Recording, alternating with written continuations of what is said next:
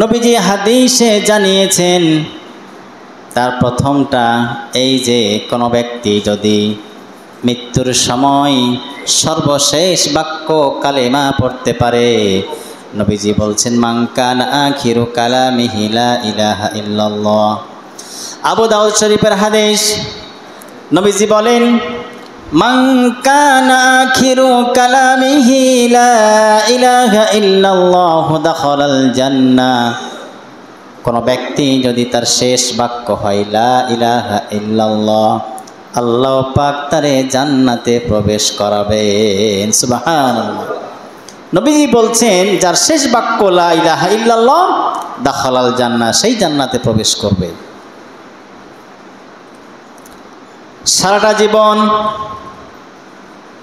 জুলুম করেছে, অত্যাচার করেছে, শিরক বেদাতের মধ্যে লিপ্ত থেকেছে, মৃত্যুর সময় যদি কালেমা পড়ে তাহলে সেই কালেমা কি আল্লাহ নেবে না নেবে না? নেবে। সারাটা জীবন জুলুম করেছে, অন্যায় করেছে, অত্যাচার করেছে, শিরক বেদাত কাজ করেছে, এক কথায় কবিরা গুনাহে সারাটা জীবন লিপ্ত থেকেছে। এখন মৃত্যুর সময় ঘনিয়ে এসেছে, মালাকুল মউত চলে এসেছে, এমন সময় কেউ যদি পড়ে লা ইলাহা ইল্লাল্লাহ, তাহলে কিন্তু আল্লাহ সে কালেমা নেবে। ফেরাউনের যেমন আল্লাহ তাআলা নেননি, সমুদ্রের মধ্যে ডুবে যাচ্ছে, মালাকুল মউত গলার কাছে চলে এসেছে, কণ্ঠনালীটা টিপে ধরবে, এমন সময় সে বলতেছে আমি বনি ইসরাইলের আল্লাহর ওপরে ঈমান আনলাম। আল্লাহ পাক বললেন আল আন, এখন কেন? ওয়াকাদ আসাইতা ক্বাবলু ওয়া কুনতা মিনাল মুফসিদিন। সারাটা জীবন মানুষের উপর অত্যাচার করেছো, জুলুম করেছো, তুমি তো ছিলে স্বৈরাচারী, তুমি তো ছিলে সন্ত্রাসী। এখন যদি কালেমা পড়ো, কালেমা নেওয়া হবে না। মৃত্যুর সময় যদি কেউ কালেমা পড়ে, নেওয়া হবে না। তবে মুমিন ব্যক্তির কালেমা কিন্তু নেওয়া হবে, যেই ব্যক্তি সারাটা জীবন ইমানের ওপরে ছিল, অটল ছিল।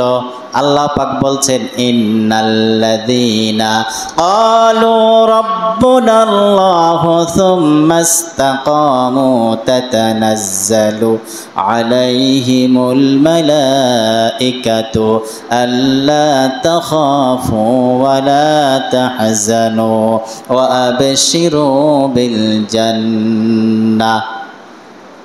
আল্লাহ পাক বলছেন সূরা হামিম সাজদা 30 নম্বর আয়াত, আল্লাহ তাআলা বলছেন নিশ্চয় যারা বলে আমাদের রব আল্লাহ, সুম্মা ইসতাকামু, এর উপর অবিচল থাকে, কোনোদিন সে টলে যাবে না।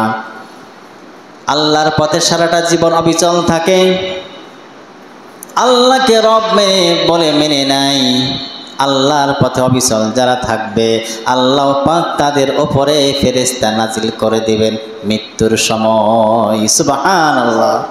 ওই সময় ফেরেশতারা এসে বলবে আল্লাহ তাখাফু ওয়া লা তাহজানু, চিন্তা করো না, ভয় করো না, ওয়া আবশিরু বিল জান্নাতিল্লাতী কুনতুম তুআদুন, যে জান্নাতের ওয়াদা করেছেন আল্লাহ, সেই জান্নাতের সুসংবাদ তোমরা শোনো। সুবহানাল্লাহ। তাহলে মুমিন ব্যক্তি সারাটা জীবন ইমানের উপরে থেকেছে, আল্লাহ ফেরেশতা নাজিল করে দিবেন মৃত্যুর সময়, যাতে করে শয়তান তারে ধোঁকা দিতে না পারে, ধোঁকা দিয়ে বোকা বানাতে না পারে।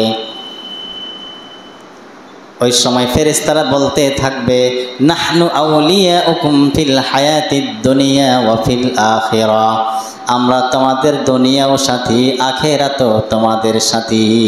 সুবহানাল্লাহ। মুমিন ব্যক্তির সঙ্গে ফেরেশতারা দুনিয়াতেও থাকবে, মৃত্যুর পরেও থাকবে। কিন্তু যে ব্যক্তি স্বৈরাচার,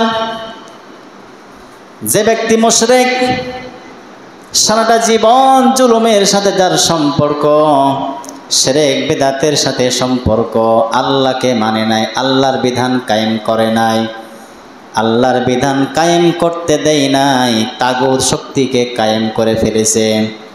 ওই ব্যক্তি মৃত্যুর সময় যখন ঘনিয়ে আসবে, মালাকুল মউত যখন চলে আসবে, ওই সময়ে যদি কালেমা পড়ে আল্লাহ কিন্তু সেই কালেমাটা গ্রহণ করবে না। এই জন্য ইমানের উপরে থাকার দরকার আছে না নেই? সর্বাবস্থা ইমানের উপরে থাকতে হবে। জীবন যা আকার থাক, ইমান আছে যেখানে মুমিন আছে সেখানে, কোরআন আছে যেখানে মুমিন আছে